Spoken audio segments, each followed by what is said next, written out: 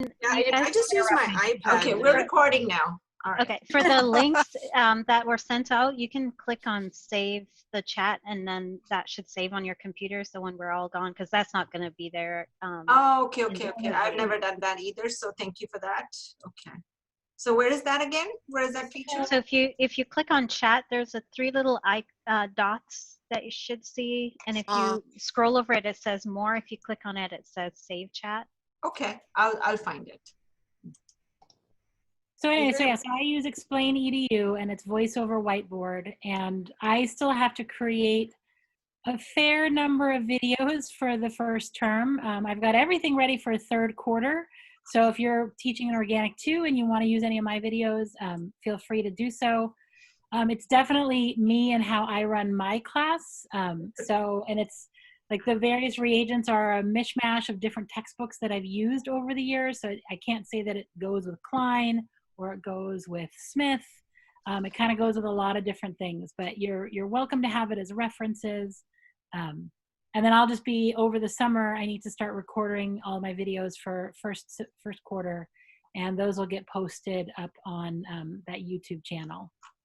So I will say that I have not gone through and edited the captions that because YouTube will auto caption, and I have not gone through and edited, so the captioning isn't great. But that's a project for another time, and this is not that time. If yours is not great, look at mine. Oh my God, it doesn't even know what I'm talking about. Nadine, I'm sorry for interrupting. I just wanted to make sure you knew. I'm sorry. I hate to do that. Oh, that's totally fine. To record this session is really good. I didn't think of it. I'm sorry. No, it's fine. I wanted to say one other thing. A friend of mine recommended Leah for Sci, Leah4SCI.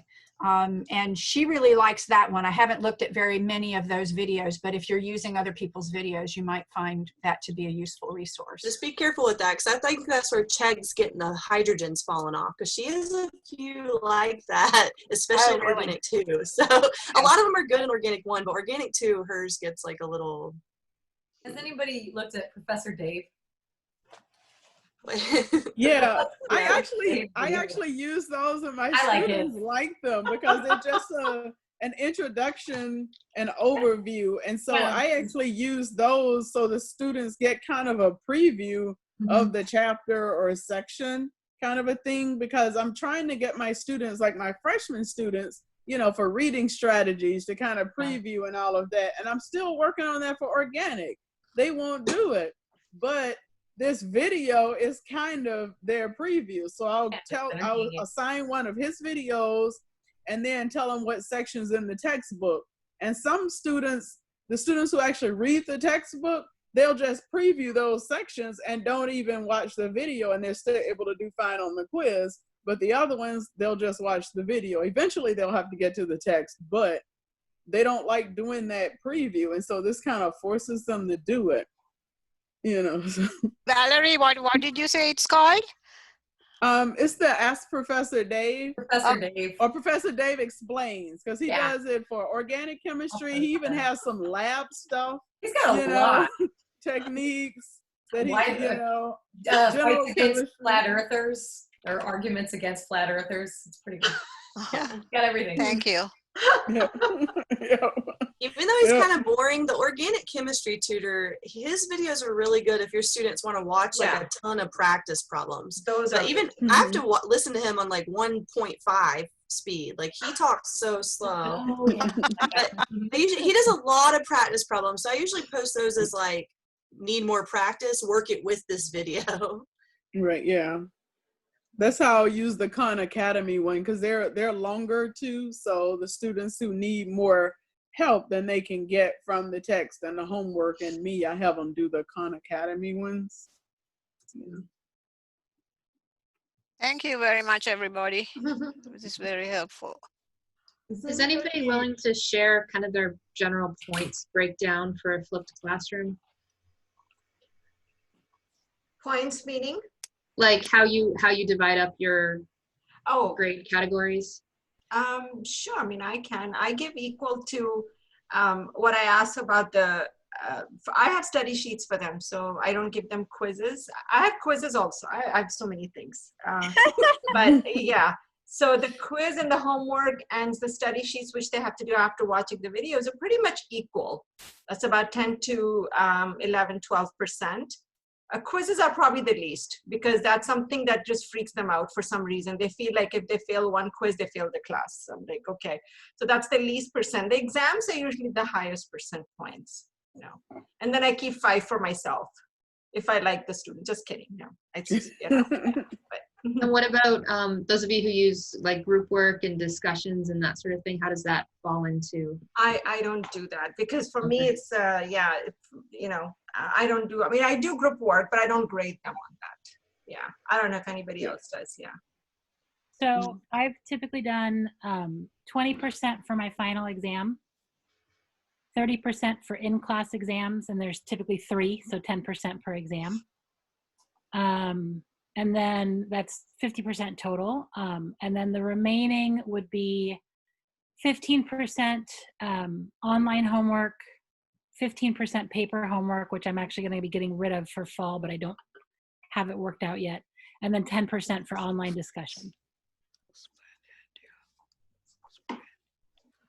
Or 10%. I'm trying to think back for my flipped for Gen Chem. I think I did like 12.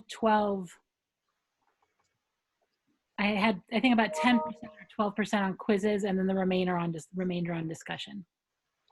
So that the sort of routine work, the weekly work, had fairly equal weighting, and then exams were half the grade. Thank you. So our institution is saying you can have maybe half your students in the class at a time. Do you have strategies on how any of you are going to approach that? Like half my students can be here, or half can be on Zoom at the same time, or? I will say I can have actually 2/3 of my class in the space that I'm in, although 50% capacity is what we're doing in lab. Anyway, in my classroom, I'm going to break my people down into 3 groups. So let's just call them A, B, and C to be really creative. And I will have on the first day, I'll have A and B groups able to be in class, and the C groups will Zoom in.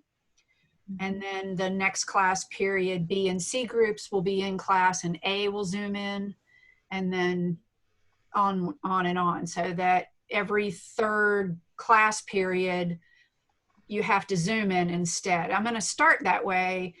If it turns out that there are people who just don't want to come to class, then I'm certainly willing to revisit that and let them trade their spaces, I guess, if we want to do it that way, if somebody wants to just Zoom all the time. I think that was a question that a colleague of mine and I were talking about, that maybe from the get-go, if there are students who from the beginning just don't want to be in class, that they're not on any of that list, because I anticipate we're going to have a few of those students, because there is already students who just don't want to come to your class even if they didn't have that option, right? So are you going to ask them in advance, like before class starts? So I think, well, we haven't, our department and our school hasn't even come up with any policies yet, but I'm thinking that until they tell me otherwise, that's what I'm going to do, is give them the option to tell me, do you want to come to class? Will you be coming to class? Our college also told us that there may be students remote. We don't know who they're going to be anyway, so you have no option of making them come to class. And so those automatically, I think I'm going to just have a bucket of just online students. And then you have your very ambitious A students who always want to come to class. And so if there is a spot available, I'm thinking that I might have a sign up that if you do want to come to class and it's not your turn, but there is a spot, maybe let them come to class, because you're going to have a few of those who just it makes them feel good just to see your face for some reason, and that's the only way they can be successful in their mind, even though that's not true. But I'm thinking of doing something to that effect, and I think giving them that freedom might make them feel more comfortable, knowing that I'm not forcing them during a pandemic to be in my classroom if they really don't feel comfortable, because I don't want to hear that. Actually, It would be nice actually if a third of my people said, I just don't want to be there ever. And then everybody else can come. And that's the thing, is we just don't know. And we won't know until, you know, we ask them. It might even change by the end of September, what people's preferences are. And that's a good point, that maybe it's something that we periodically ask them, or give them the opportunity to let us know periodically that they just don't want to come to class. Yeah, I like that. I think if I was doing that model, Flipped Classroom works pretty good for that. Like if you made all your videos due by Monday night, your Tuesday class would be doing a flipped assignment, and then you have your Thursday class do the same flipped assignment, and then they'd all have the same homework to do and watch the next round of videos. That way you're not doing double work. I wouldn't try to like split it. Well, this is why I'm going to flipped anyway, because that way everybody's getting the delivery of the content in exactly the same way. And then it's just working problems and doing the support study hall kinds of things during my regular classroom time. So that then that's the part that's more flexible and different. And I don't think that impacts them as much as the actual delivery of the material. So. What about doing group work if you're not allowed to be within 6 feet of each other? Not doing any group work in my class. Yes, not. So for me, as of like a year or two ago, I have them always do group work, but I rarely do it on paper. So they, in theory, could still do this. And I did it when we went remote, where all my sheets were on like OneDrive or something like that. And each group could do their own assignment. So it didn't matter where they were, whether they're in class or they're remote, they could still work together. Whether they chose to still do it by themselves is the same as if they're in class and they all do their individual work and then, you know, turn it in. But that way I could also, because I have access to every one of their documents, I could look at what they're doing and see what they're doing in real time and give them suggestions and feedback and stop them at any point in time. Because if they're remote, I can't tell what's going on with them. But that way I can still have them do group work and still work with each other. And they seem to be okay doing that remotely. I'm going to say this is going to be a weird experience having that in the classroom when some are remote and some are not. I've always done it where everybody's in the classroom or everybody is remote. Now we're going to have we're going to see how this works where half are not and half are not, or, you know, something like that. I've actually always done individual groups. So I put students in groups, and they're Harry Potter groups. I have 6 of them. And so it doesn't matter where you're sitting in the class. You know, you want to be the first to get this correct in the class because you're going to help award your little group points. And there's no real points to this. It's just bragging rights. So I kind of keep a tally of who submitted the correct answer first. And it'd be pretty easy to replicate that digitally as well, especially on Zoom. Since they're distant. So they're like in groups, but separate. And then they can digitally, they could come back to their discussion board and work together if they wanted. But they love that like gaming feature. They want their Harry Potter group to be the winning group. Any Harry Potter fans out here? I'm a Slytherin. So. I will say that my school was doing, we're doing a hybrid model, you know, the 50% capacity, but we are also allowed to do 100% like synchronous online. And I just couldn't figure out how to make like organic lecture work well, you know, with half in class and half online. So I'm just doing the 100% synchronous online and reserving the on-campus part for lab. So better. I mean, now it's like me, it's like if I had to be, you know, if there's anything that has to be on campus, it has to be my organic lab. So let's make that the one thing on campus and shift everything else online. Maybe we'll get through the semester. I don't know. I'm real scared. We're in a, I'm in a community college. It's not huge, and I'm not so worried about community transmission for a community college, but we're also in the same town with a huge like R1 research university. So when all those students come back, you know, I'm in a small town. It's like a third of the population is U of I students. So when they come back from all over across the country, yeah, I think we're gonna have a big outbreak. Yeah. So, So I felt kind of like I was pressured to be hybrid. And so I went with the system that I was talking about because I felt like if we had a crisis and we had to go all online after 2 weeks because there's so much sickness, then I felt like with the flipped classroom, I could do that really easily. I could move totally online from this system so much easier than any other system. Yeah, that's partially my thought too. Yeah. Mm-hmm. Who knows what's going to Yeah, happen? and my college is kind of encouraging people to use flipped because they arbitrarily decided that all classes after 5 p.m. would be in our 7-week mini session. I was able to make an argument not to put organic in there, but I have to deal with my general chemistry and intro to chemistry that way.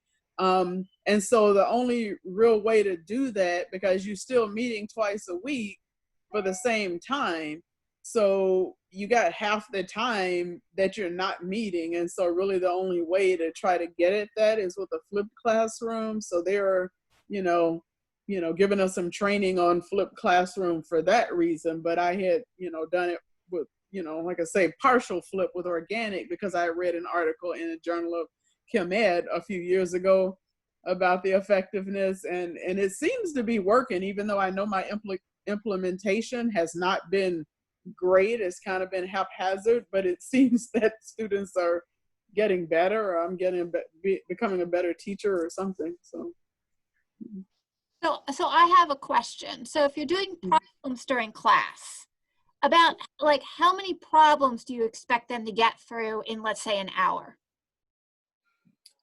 I usually try to find the minimum number to meet whatever objectives I have for that particular day. And the problems we do in class are harder than their homework or exam because they kind of they're going to pretty much require me to give some input or correction because it would be really hard for them to do it all on their own. So I usually have them to try to look at it before class too.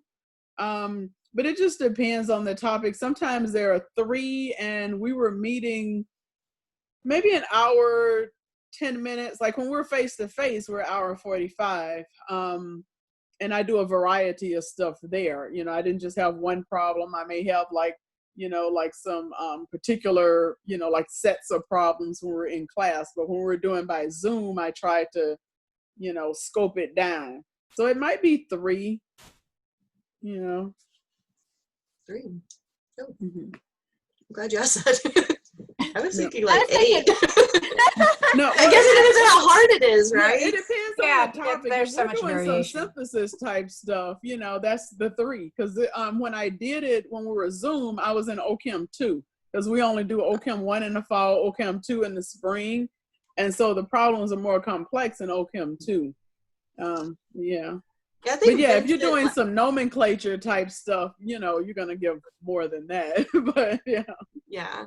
Vincent last time, I'm trying to approach it how he mentioned, where like the video quiz questions should be easy, maybe to medium. And then when you jump into class, I'm going to start out medium and then go hard. So I'm definitely going to have a fewer, because if you can't do those lower hanging apple ones, you're going to be in a quick panic probably. Yeah. And I think that's going to help them take it more seriously though next time. Yeah, and I also have like some polling type questions. Like once we discuss kind of, what did they have any problems with the videos? I already have like some polling problems from each of the topics I'm going to do to kind of get them introduced to the topic. I don't just throw them, here's this difficult problem, but they'll answer. And since we're a small class and, I'm not going to require them to buy clickers, I have them, they may have the choices are limited to your fingers, but so it may have anywhere from 3 to 6 choices, and I just have them vote with their fingers, and then we'll kind of go over a few of those first before we jump into the main problem. Can I add to the polling, since you brought it up?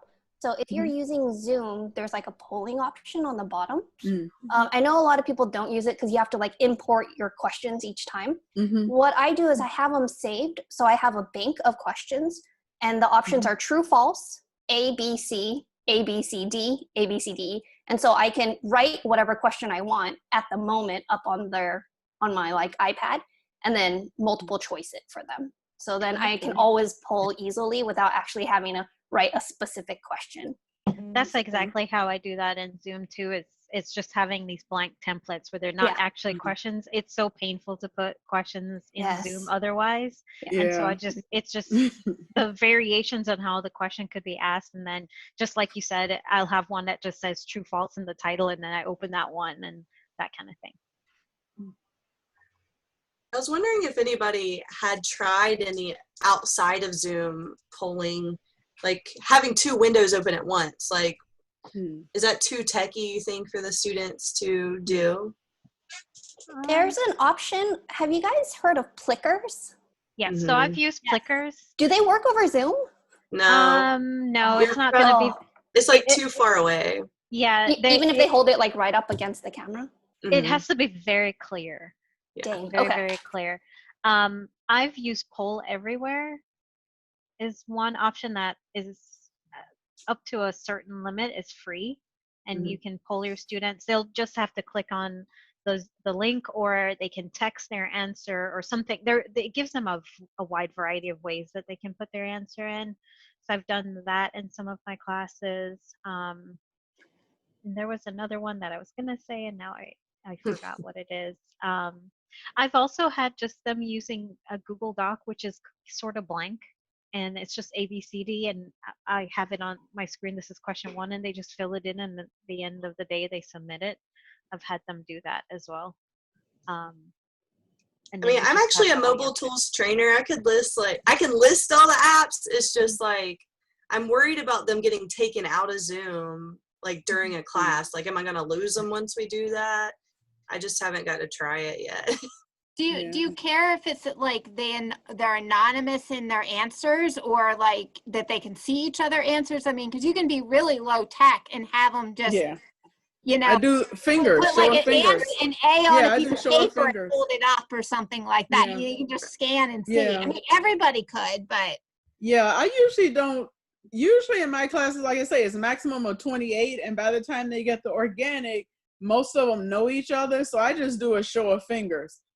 In my freshman classes, I still do that, but initially you may have only 2/3 of the class answering, but then after a few classes, once they realize that I'm not going to shoot them for not answering or answering wrong, then I get pretty good participation. It's just enough to see if I need to give more explanation or move on, because I don't even include it for points. And when we're face-to-face, group work doesn't even count for points. That's just their price of admission. But now that we're, online, I'm going to have to associate some kind of a points for the group work, that we do in class. They'll have group projects that they do outside of the session. But so I'm going to have to kind of rethink, that. But it's usually just a show of fingers, and they don't, like I say, I don't criticize them for being wrong. I don't, I just have to, I've been thinking about, like, basically when they come to class, putting them into groups, having them work on problems together for, I don't know, a good percentage of the class. And then at the end, have them come back, and each group will have to report a problem or to explain a problem to the class. I don't know, is that insane? No, I've actually I've done that. Sounds good. And once, as long as you tell them that they're only responsible for one, they seem to freak out less. But I tell them you're responsible for answering one problem to the class, and they do. And then they do it, because sometimes I just don't tell them which problem it is, and they go through the problems and then put them up. And I think they like that they share with each other anyway.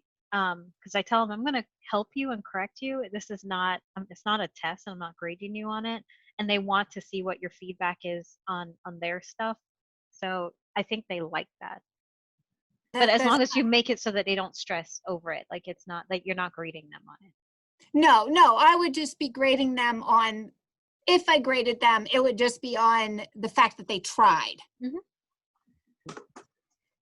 It's just harder on Zoom because like I have a pretty good camera so you can see mine, but like on my other camera I had before I got this one, you couldn't read anything. Yeah. I've been thinking about having like some kind of like they do stuff in like, you know, their little breakout rooms. I mean, I'm probably using Teams, but it's the same concept.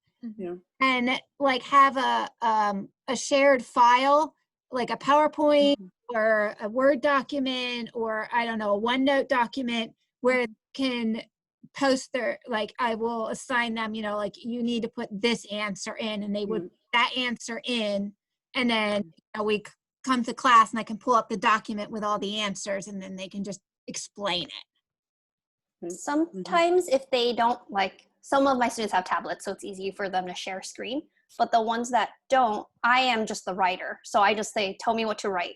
And they have to talk through their answer, like verbally, and I just write everything down. So everyone can see, like, what's the next reagent, and I just write it. And I'm just annotating what they're explaining, so they don't need a nice camera. That's a good idea. Not a bad idea. That's not a bad idea.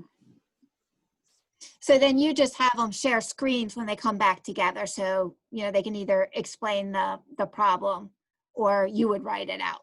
Exactly. Okay. Like, do you use like the whiteboard function then, or is it like a PowerPoint? I plug in my iPad and just use Notability, which is also a super easy way to record your videos. You just go into a Zoom meeting by yourself, hit record, and then share screen, and then just write. And then you just have a video of yourself and everything you've written. It's a really easy way. That's what I do too, but I use GoodNotes. They're like practically the same thing though. Yeah. I will admit I don't have an iPad, so.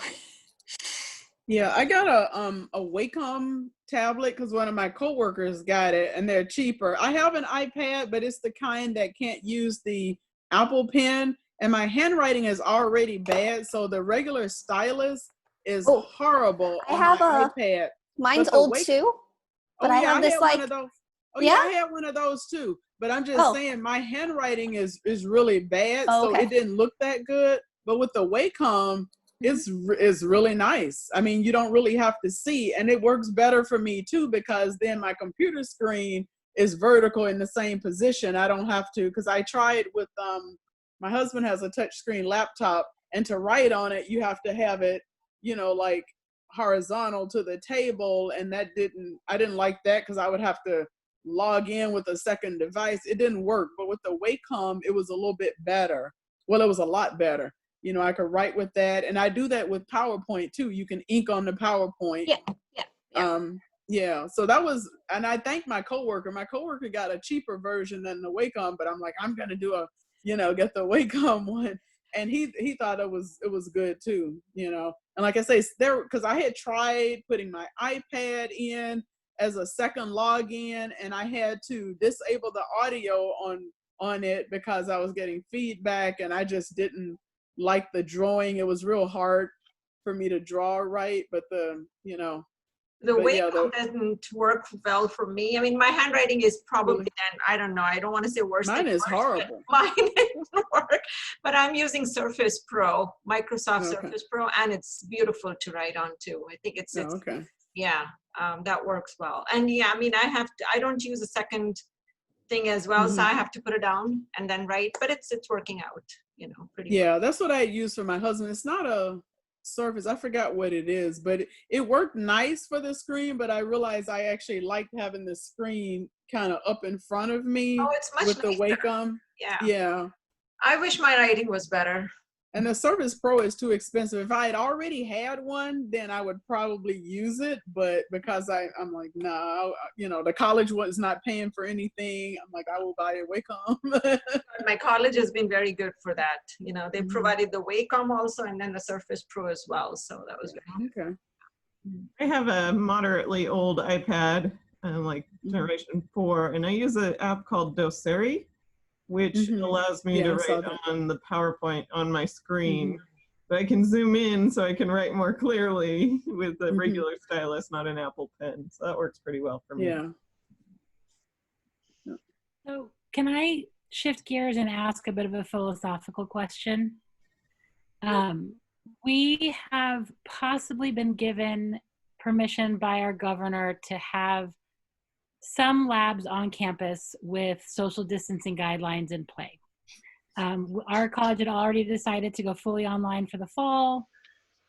We have not gotten permission yet from our Office of Instruction to have face or in-person labs.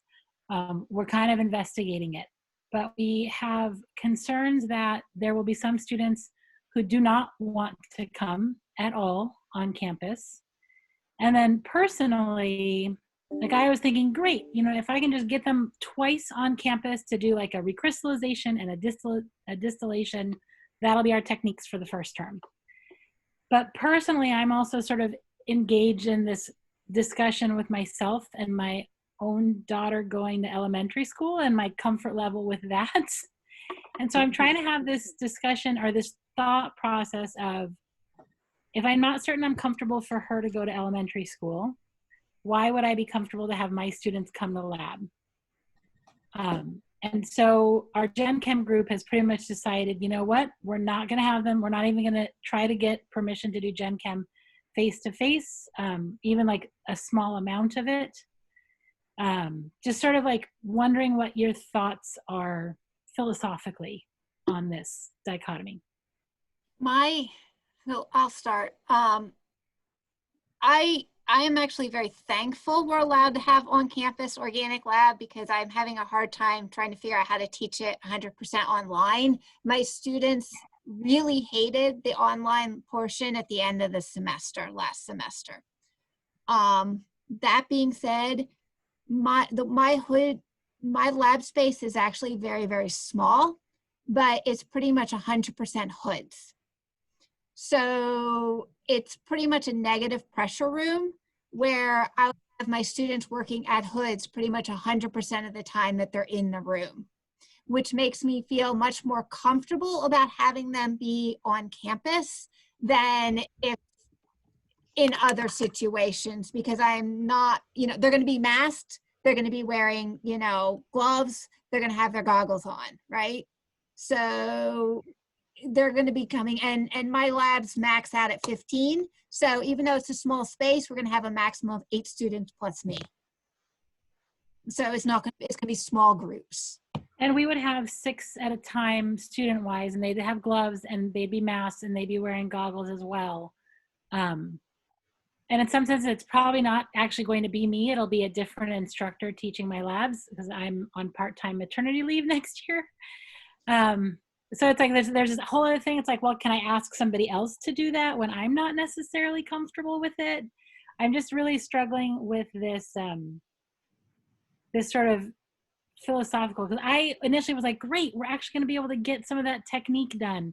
And I felt okay doing like solely video labs for 3rd quarter because they'd already had 2 quarters of technique. But now to start the year off, I'm really struggling with not having that. I'm going to start investigating beyond labs, and I know there's good and bad about it. Oh, I was just going to say the beyond labs I started looking at, they're more appropriate for 2nd semester.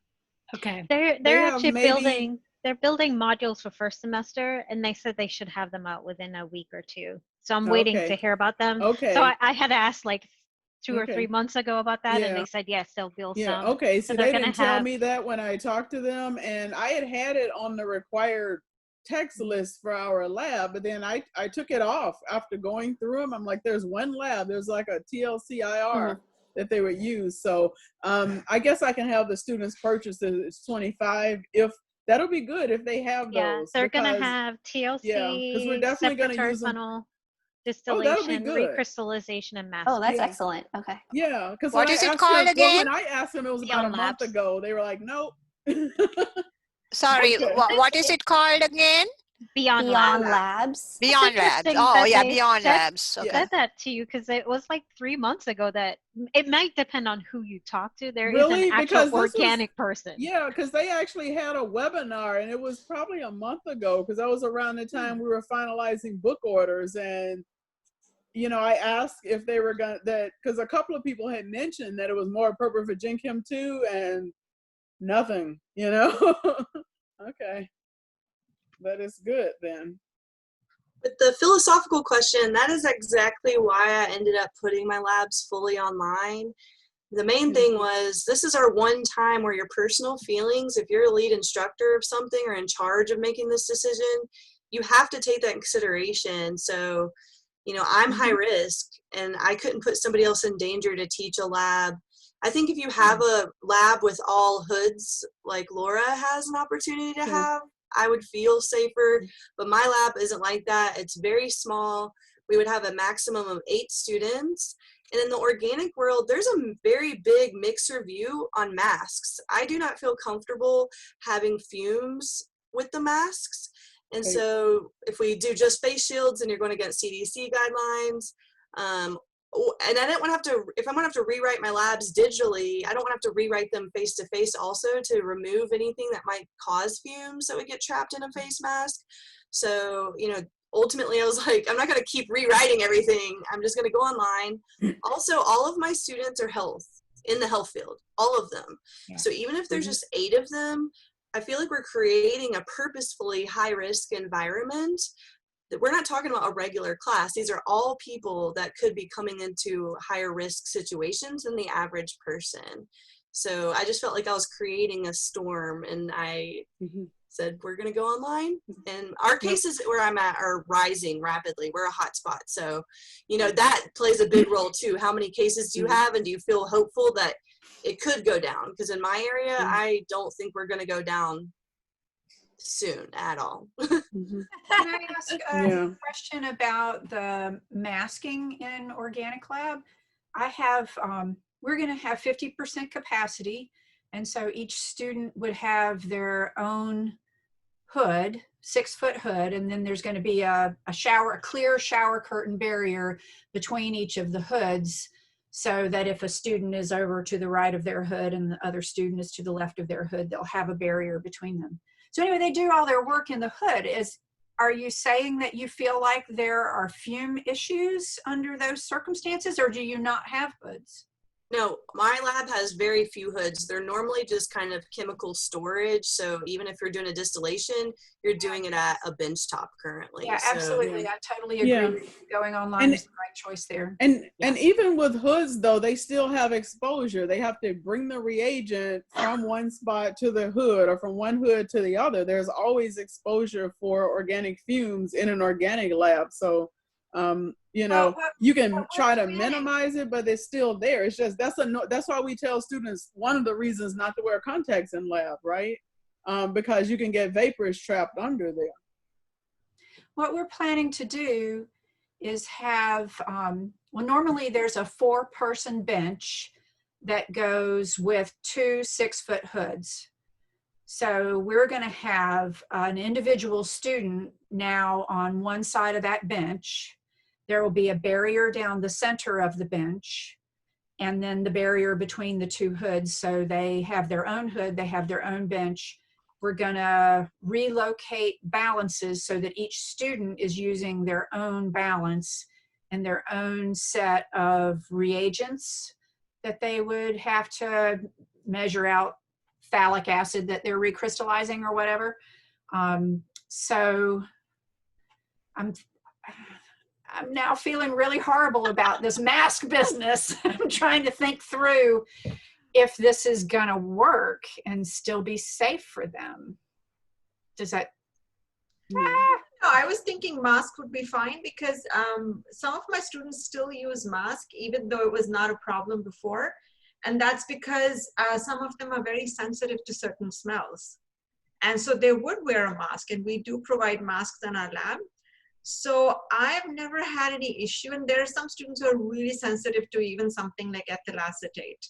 And so they would wear a mask, you know, for that. And I've never had an issue, and I'm planning to keep all my labs as short as possible. So, you know, you don't have to duplicate it. You'll be there for maybe an hour and a half, 2 hours maximum, get in, get out kind of a thing. And then, you know, if you work in a hood, maybe have a face shield along with the mask. I think that should be protection enough, you know.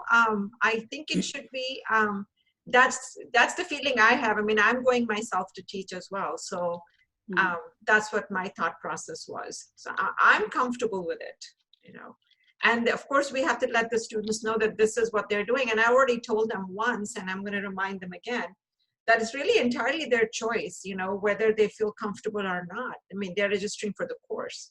So, but I think that's where my issue lies then, is that if they feel comfortable, if you're telling them they feel comfortable with stuff, I mean, there might also be students who are not comfortable just in general coming to labs. So how do you run your labs and give somebody credit who's not coming and somebody who's giving credit for the same thing? And this is where my argument happens. At least in lecture, you know, I can see things being done remotely and work, and I can do that quite fine. I just don't know how it's going to work with my lab if I say, especially if my college, I don't know what everybody else's college is telling the students, but mine is saying that they have the option of being remote. I kind of doubt many of them, because I'm already getting floods of emails saying I'm dying to come back to campus. But if I have a student who says I don't want to come to lab, how do I justify that? Yeah, our college has 4 campuses. 3 of them offer organic labs. And I think one of the campus is offering only online. I think one of our campuses, that's what he's planning to do. So I think the students have an option. And the other thing we did for summer, because summer we didn't offer any labs, is we disconnected the course and the lab, because most of the times it's a core requisite. So we had to say, okay, you can forego the lab for summer. I don't know if we're planning to do that for fall yet, because now we are planning ahead. And there is options, because one of the instructors is making videos. So the students have an option, sort of, to take his course rather than take my course. I think if you have your labs and lectures separated from each other so that they are different courses, then you have a whole lot more control over whether you want to take the lab this semester. If you could take it. Yeah, and ours is, and that's something I've discussed with my chair, that, you know, could we give students that option? And his thing is that we have to give that to the dean to authorize that it's not my place to say that to the students. Even though they always had that option anyway, they can take the lab next semester or the semester after, because they're not connected to each other. But I think his concern was, if we have a student who's graduating, like a lot of our pre-med bio majors are graduating the same year they take organic, and we only offer organic 1 in the fall and organic 2 in the spring. So then they are not going to be able to take this, and the only way to accommodate is if I decide that we're always going to teach organic lab 1 and 2 each semester. And I mean, there's only so much of me. Yeah, that's true. That's true. We're doing, well, our college decided to go online, but we're kind of in the same boat, meaning where they're, you know, we could apply to be an exception to do online lab. And so I'm going to start out online completely, and then kind of gauge the situation and see kind of, I don't know, how infection rates are, and thinking about like the last 2 weeks, you know, bring in half the class and do a recrystallization, or, you know, and a distillation. I haven't quite figured it out, because I'm in that boat. I'm like, well, is it going to be safe? Are they going to be comfortable? What if someone doesn't want to participate, right? Is in a really high risk group. So I don't have an answer. I just am in the same. I don't have it. Initially, when we found out that the governor was going to start allowing it, like, I was super excited about that. And then as it sort of marches closer, and there's been more discussion about K-12 and thinking about, you know, like I said, my child, and thinking about friends who are teachers in the K-12 system and the risk that they're taking or being expected to take, which is really uncomfortable. It's this, I feel like I'm realizing I have to think bigger than just my little organic class, and that it's not a lot of students. And, you know, I have a partner who's immunocompromised. We have an infant at home as well. So it's like there's all these compounding things. And I know my students run the gamut of whether they may have exposure issues because they may be the only one working for their family, or that they may be immunocompromised, or since so many of them are like pre-med, pre-pharmacy, they're working as pharmacy technicians, so they've got exposure outside. And whether or not they want to bring that to campus with them, or they just don't want to have yet another layer to their own bubble. I have students who are parents with small children. There's just so many things that it just seems to be the simplest to just keep it all online. At least for fall, because that was the initial plan, was to stay online for fall. And then we'll just have to see how cases go and how things go for winter term. Our campus hasn't decided what to do yet for winter term. Although we're supposed to put our winter term schedule together this summer. Yeah, of course. Yeah. I will. Yeah. I was going to say, my school has been trying to encourage us to do hybrid, like a little bit of each as much as we can. So that's part of the reason I'm feeling comfortable with the organic lab, because we're actually union, like I can't teach 100% online schedule without getting special permission.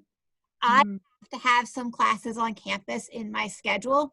And so like my compromise is to take the lecture, my lecture and lab are separate classes. So take all the lecture and put that 100% online, and then keep the lab hybrid. So they'll only be coming in every other week. Yeah.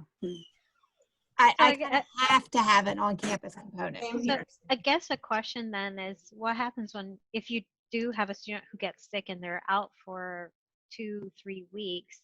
How do you get them to make things up? I guess I'm struggling. I mean, I still have to teach mine fully face-to-face, because our school is not giving up on that. As of now, we all have to be face-to-face. Even though I have medical issues, they still say I have to be face-to-face. So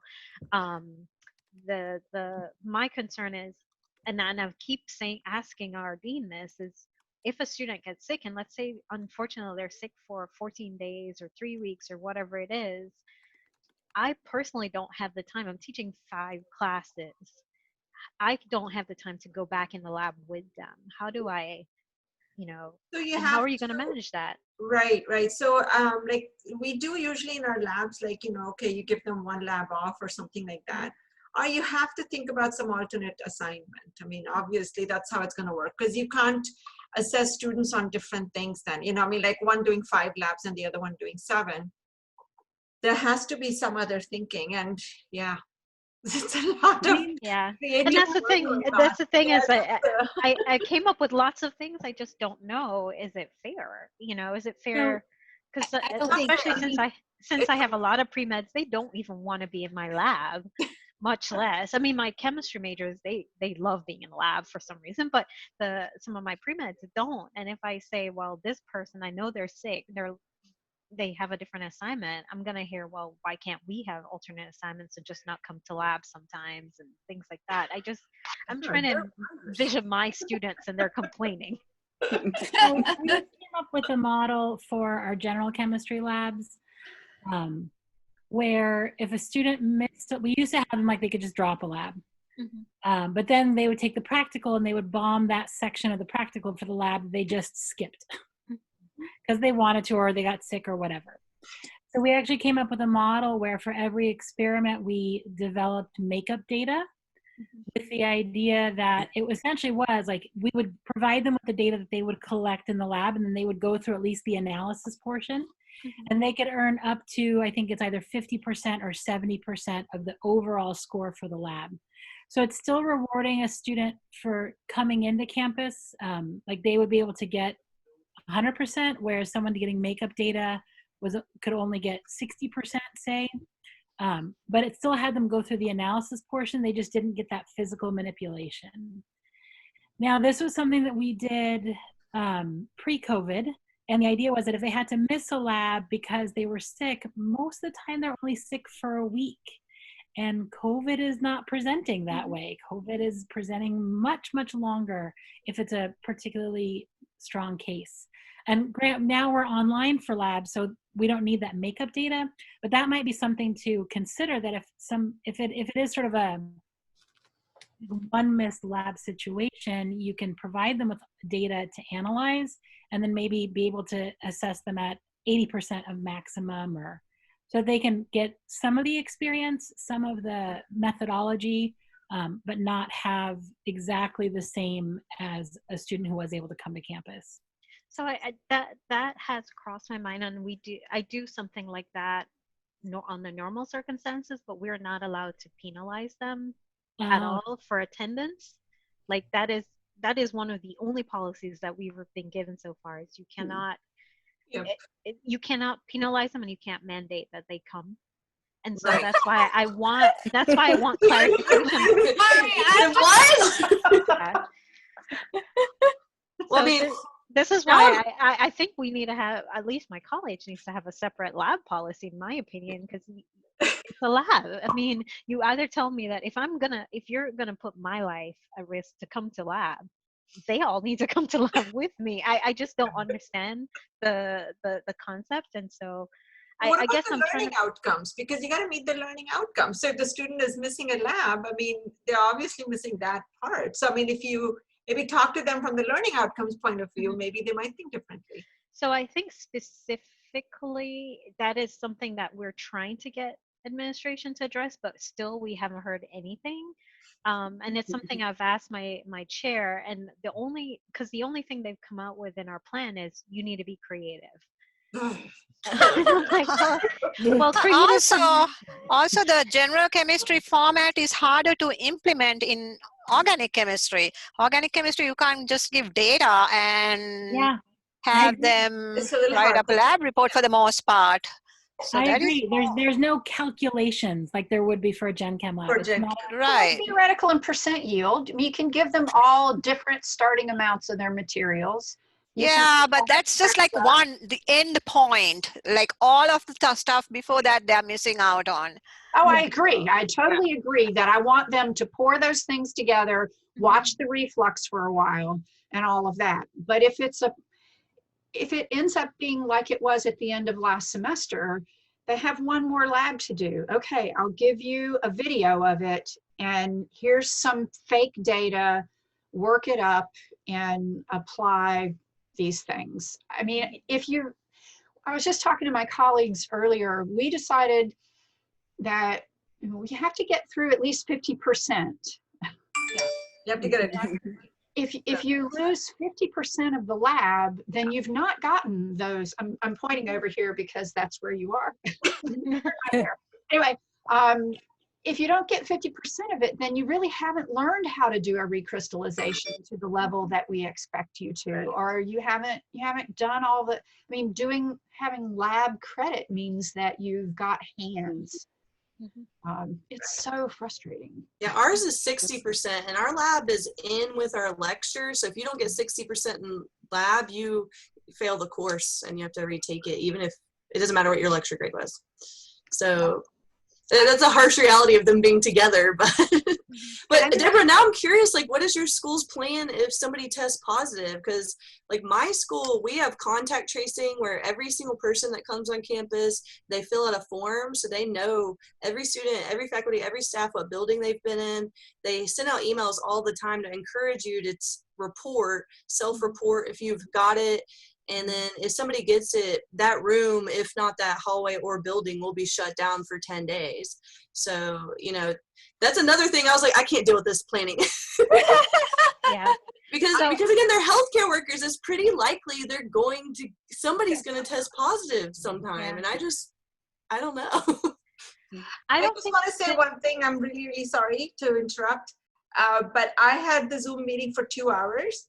So we have about 10 minutes to 3. I don't know if it's going to suddenly poof off or anything like that, but I just wanted to let everybody know that I had it for 2 hours. I didn't know we'd go on, so maybe I'll have it for longer. I don't know. If it's a Zoom Pro account, it won't just disappear. Okay, good. All right. Yeah. If it is a Zoom Pro, then it's a different thing. So we should probably get actually started on classes soon. Yeah. Ay. I think we should continue the discussion again sometime, maybe. If you, yeah, I can set this up again another time, another 2 weeks or anything like that. However you feel like, yeah. Just send a message on Facebook. That'll be fine. Thank you. I This was so great. Thank you very much, Sapna. I didn't want to end the conversation. I just wanted to let you know. And ACS is having a webinar tomorrow at 2 about labs. So yeah. They had one before too, but that wasn't that useful. The one they had before wasn't very useful. It was No, the one before was horrible. Yeah. I couldn't remember my ACS number off the top of my head. I haven't registered for tomorrow's yet. Trying to do it on my phone, and it's like, I don't know what it is.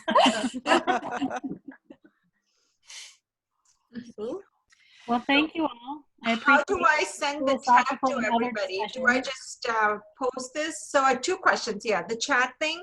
How do I send it to everybody? And the second thing is, where do I put the video? Do you want me to just upload that on my YouTube channel and make it that'd be good. private and share it on Facebook? I don't know. Yeah, I think that seems reasonable. Yep. Okay. That would be okay. Okay. I can do that. I can try, and so you let me know if it didn't work, of course. Yeah, and we can actually all save the chat ourselves. Yeah. Oh, you can. Oh, okay. Yeah. Wonderful. All right. That's great then. So it's just the video then that I'll get online at some point. Yeah. All right. Perfect. Thank you. Bye, everybody. Thank you very much. Thank you, everyone. Thank you. Bye. Good luck. Thanks. Oh. Hey, Katie, you're still there? Hey, what's up? How's things going with you? Unmute. There we go. Crazy. No, it's not bad. Well, I'm not even teaching organic this fall, but I am in the spring. Okay, I thought you said you were teaching like 2 days a week or something. No, I'm teaching Gen Chem back to back, and then Chem 105. So I've got all intro that I'm flipping. Okay. But you have to go on campus though. Eventually they gave us the option to do what we want. Okay. By being flexible. If I'm online, I'm not going to be online very long. What's the point? I mean, like being online, you mean like teaching online? Let me stop the recording 1 second. Oh yeah. Here,